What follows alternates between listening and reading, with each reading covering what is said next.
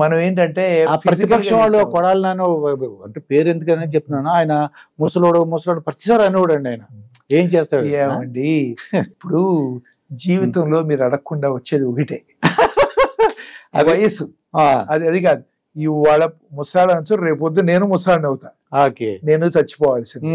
కాకపోతే ఏంటంటే పోయే ముందర నేను ఏమి కాంట్రిబ్యూట్ చేశాను సొసైటీ. ఇప్పుడు మా మామగారు చెప్తా ఉంటారు, నా భార్య పిల్లలను చూడటం నేనేంటే కుక్క కూడా చూసుకుంటాను కదా, పక్కన ఉన్న పిల్లల్ని కాపాడుతుందండి. ఏముందో తేడా, మనిషికి యానిమల్స్ కి తేడా ఏముందండి?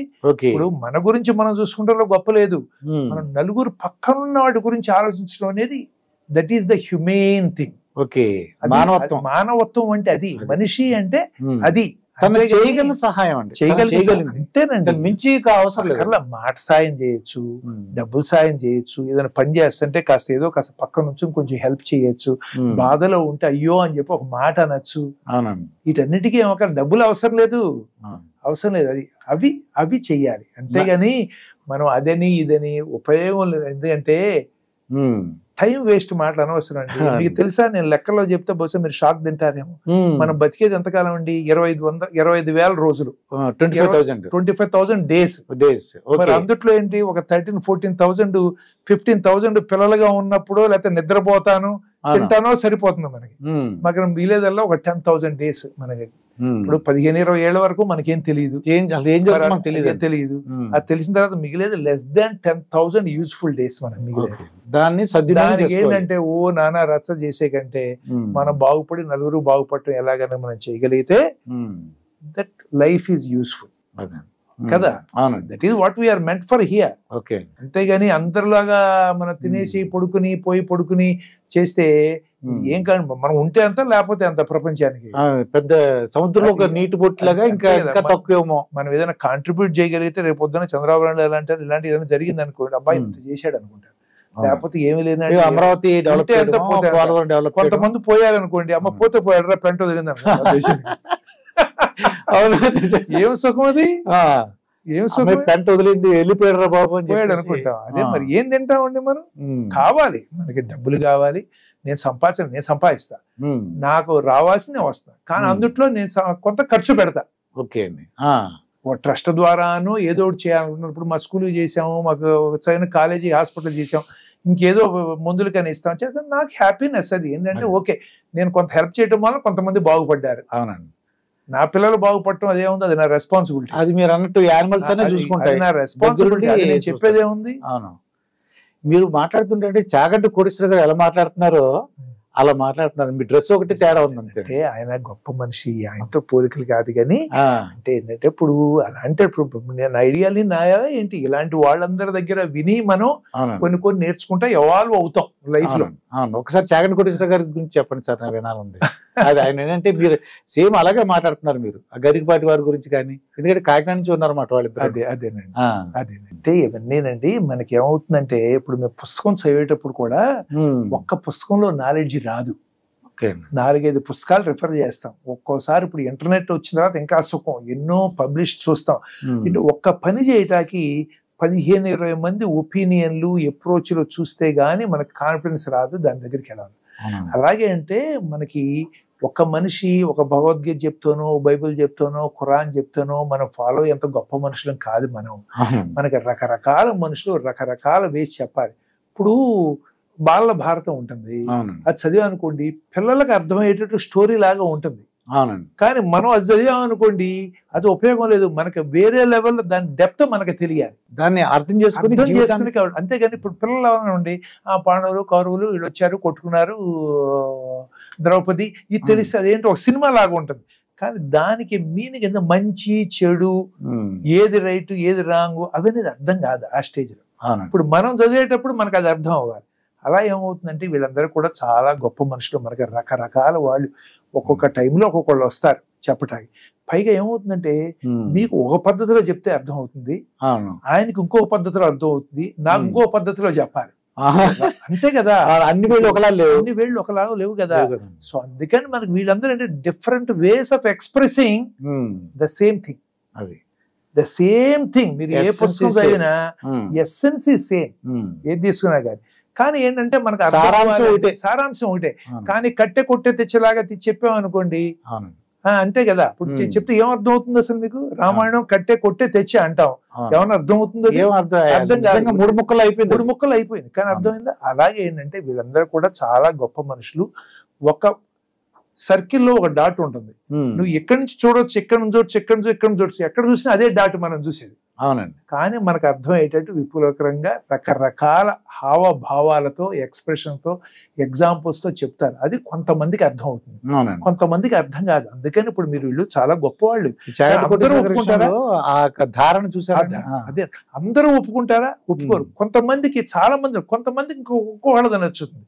అలా ఏంటంటే మనకి ఇలాంటి వాళ్ళు ఉండబట్టే ఇంకా కొంచెం మంచి చెడు పద్ధతి అవన్నీ అర్థం అవుతుంది. మనకు చాలా అవసరం. చాలా గొప్ప మనుషులు వాళ్ళు ఇద్దరు.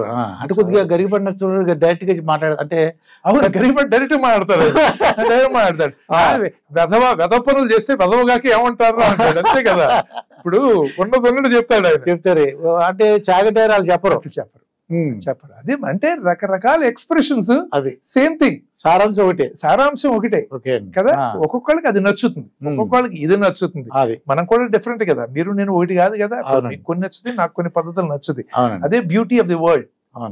అందరూ ఒకేలాగా ఉన్నారు అనుకోండి, మోసగొట్టినట్టు వేస్ట్ కదా. ప్రపంచం ఏం ఇంట్రెస్టింగ్ ఉంటుంది. నేను ఎస్ అంటే మీరు నో అంటారు, ఆయన మేబీ అంటాడు. అప్పుడు నేను ఆలోచిస్తా, ఈ నో ఎందుకన్నాడు, ఆయన మేబీ ఎందుకన్నాడు. ఓ డిఫరెంట్ యాంగిల్లో they are looking, maybe they are right. That's how we evolve. ఇక పవన్ కళ్యాణ్ కృష్ణ అంటే ఎందుకు అడుగుతున్నట్టు అంటే, ఈ సినిమాలో యాక్ట్ చేశారు, ఇప్పుడు రాజకీయాలకు వచ్చారండి. ఈయన కూడా హెల్త్ కూడా బాగానే చూసుకున్నట్టు, ఎందుకంటే అంత స్లిమ్ గా.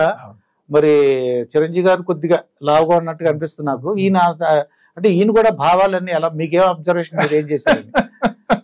ఎందుకంటే మీరు టచ్ లో మీరు ప్రముఖులు సార్. మీరు చెప్పిన జన సైనికులు అందరూ కూడా చాలా సంతోషిస్తారు. మా గురుగారి గురించి, మా డిప్యూటీ సీఎం గురించి మాట్లాడారు.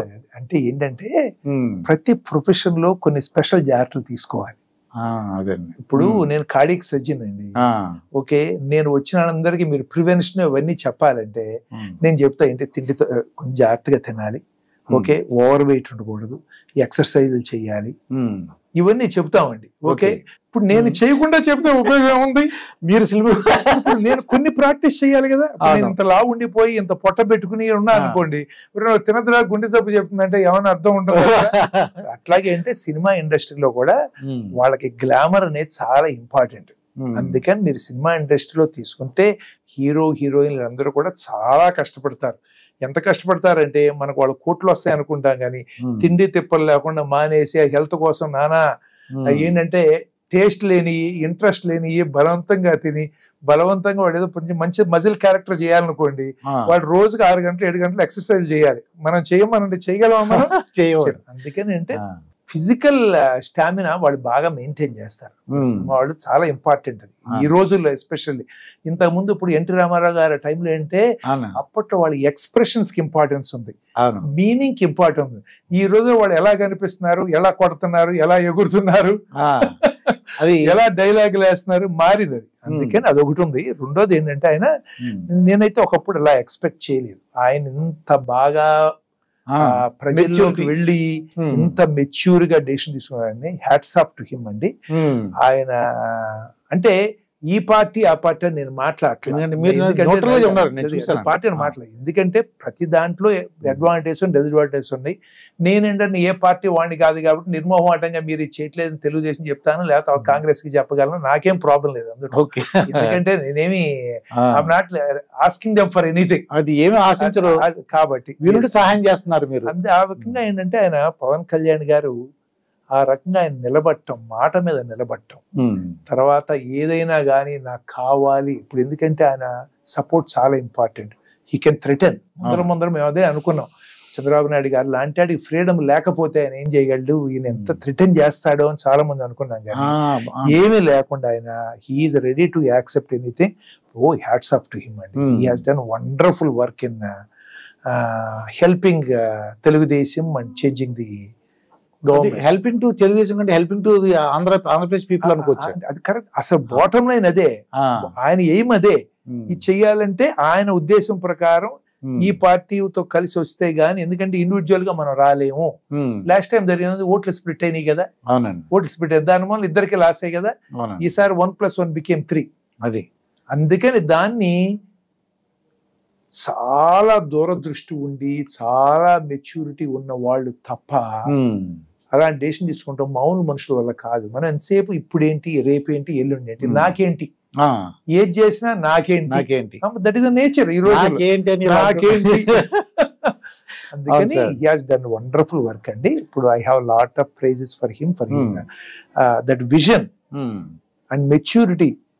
ఆయన ఈ సినిమాలో చూసినప్పుడు I never expected it actually. I never expected. I thought he is like a immediate చాలా అగ్రెసివ్, ఇమ్మీడియట్ గా ఏంటంటే రియాక్షన్ టైప్ అనుకున్నాను తప్పితే he acted, he did not react. That was good for the time being and things are going well for them. Okay. And for the people hopefully.